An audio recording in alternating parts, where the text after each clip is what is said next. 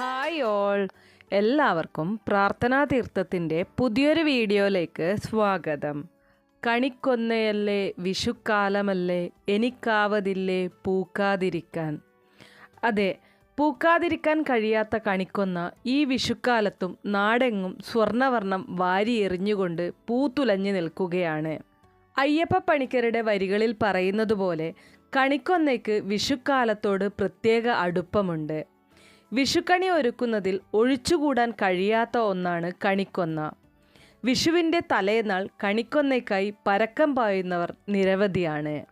എന്തുകൊണ്ടാണ് വിഷുവിന് കണിക്കൊന്ന ഒഴിച്ചുകൂടാൻ കഴിയാത്ത ഒന്നാകുന്നത്?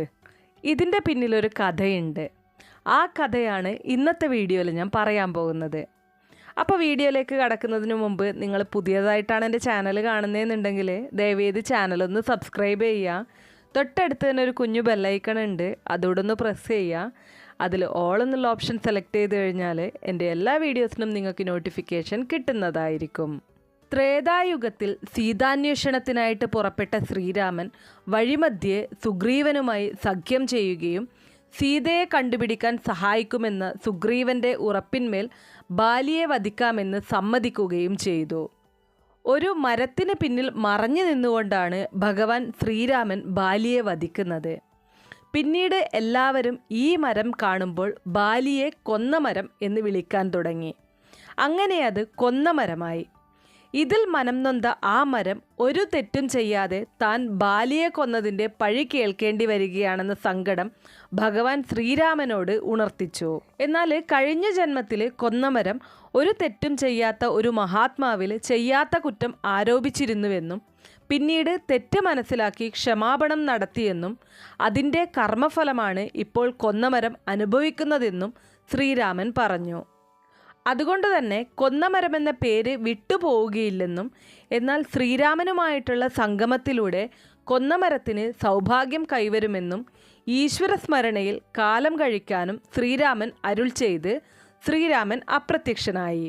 പിന്നീട് കലികാലം ആരംഭിച്ചു. ശ്രീകൃഷ്ണ ഭഗവാൻ വാണരുളുന്ന ഗുരുവായൂരിൽ കുറൂരമ്മയും വില്വമംഗലം സ്വാമിയും ഉൾപ്പെടെ നിരവധി ഭക്തർക്ക് മുന്നിൽ ശ്രീകൃഷ്ണൻ പ്രത്യക്ഷപ്പെട്ടു. ഭഗവാനെ കളിക്കൂട്ടുകാരനായി കണ്ടിരുന്ന ഒരു ഉണ്ണി ഉണ്ടായിരുന്നു. ആ കുട്ടിക്കൊപ്പം ഭഗവാൻ പാടത്തും തൊടിയിലുമൊക്കെ കളിക്കാൻ പോയിരുന്നു. ഒരു ദിവസം ഒരു ഭക്തൻ ശ്രീകൃഷ്ണന് മാല സമർപ്പിച്ചു. അന്ന് ഉണ്ണിയോടൊപ്പം ആ മാല ധരിച്ചാണ് ഭഗവാൻ കളിക്കാൻ പോയത്. മാല ഇഷ്ടപ്പെട്ട ഉണ്ണിക്ക് ഭക്തവത്സലനായ ശ്രീകൃഷ്ണൻ മാല ഊരി നൽകി.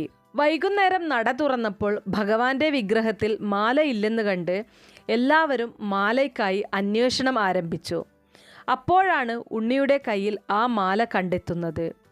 ഭഗവാൻ തനിക്ക് ഊരി നൽകിയതാണ് മാല എന്ന് ഉണ്ണി പറഞ്ഞുവെങ്കിലും ആരും അത് വിശ്വസിക്കാൻ തയ്യാറായില്ല. അവർ എല്ലാവരും കൂടി ആ കുട്ടിയെ ശിക്ഷിക്കാൻ തീരുമാനിച്ചു.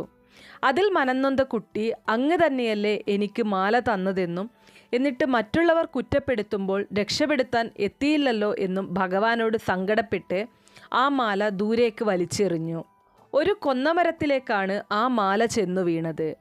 അതോടെ ആ മരം മുഴുവൻ സ്വർണ്ണവർണ്ണത്തിലുള്ള പൂക്കളാൽ നിറഞ്ഞു. ഈ സമയം ശ്രീകോവിലിൽ നിന്നും ഭഗവാന്റെ അശരീരി ഉണ്ടായി. ആ കുട്ടി തൻ്റെ ഭക്തനാണെന്നും കൊന്നമരത്തിന് ആ ഭാഗ്യം നൽകാനുള്ള നിയോഗം കുട്ടിക്കായിരുന്നുവെന്നും ഭഗവാൻ പറഞ്ഞു. ഈ പൂക്കൾ വീടുകളിൽ വയ്ക്കുകയും കണി കാണുകയും ചെയ്യുന്നത് ഐശ്വര്യവും സമ്പൽ സമൃദ്ധിയും നൽകുമെന്നും ഈ പൂവ് കണി കണ്ടാൽ ദുഷ്കീർത്തി ഉണ്ടാകില്ലെന്നും ഭഗവാൻ പറഞ്ഞു. അന്ന് മുതൽക്കാണത്രേ വിഷുവിന് കണി വയ്ക്കുമ്പോൾ ഭഗവാന് പ്രിയപ്പെട്ട കണിക്കൊന്നയും കണിക്കൊപ്പം വെക്കാൻ ആരംഭിച്ചത്. ഇതൊരു ഐതിഹ്യം മാത്രമാണെങ്കിലും നിറയെ പൂത്തുലഞ്ഞു നിൽക്കുന്ന കണിക്കൊന്ന മനസ്സിന് കുളിർമയും സന്തോഷവും നൽകുന്ന കാഴ്ചയാണെന്നതിൽ ഒരു സംശയവുമില്ല. 365 ദിവസവും പൂക്കുന്ന കൊന്നമരം കൊടുങ്ങല്ലൂരിനടുത്ത് തിരുവഞ്ചിക്കുളം മഹാദേവ ക്ഷേത്രത്തിൽ കാണാനായിട്ട് സാധിക്കും. ഗുരുവായൂരപ്പൻ അമ്പലപ്പുഴയ്ക്ക് എഴുന്നള്ളിയപ്പോൾ മഹാദേവനെ കാണിക്കയായി സമർപ്പിച്ചതാണ് ഇത് എന്നാണ് ഐതിഹ്യം. അപ്പോൾ ഇത്രയേ ഉള്ളൂ ഇന്നത്തെ വീഡിയോ ഇഷ്ടമാണെങ്കിൽ ലൈക്ക് ചെയ്യാനും ഷെയർ ചെയ്യാനും മറക്കരുത്. ഇതുപോലുള്ള വീഡിയോസിനായിട്ട് നമ്മുടെ ചാനലൊന്ന് സബ്സ്ക്രൈബ് ചെയ്യുക. നന്ദി.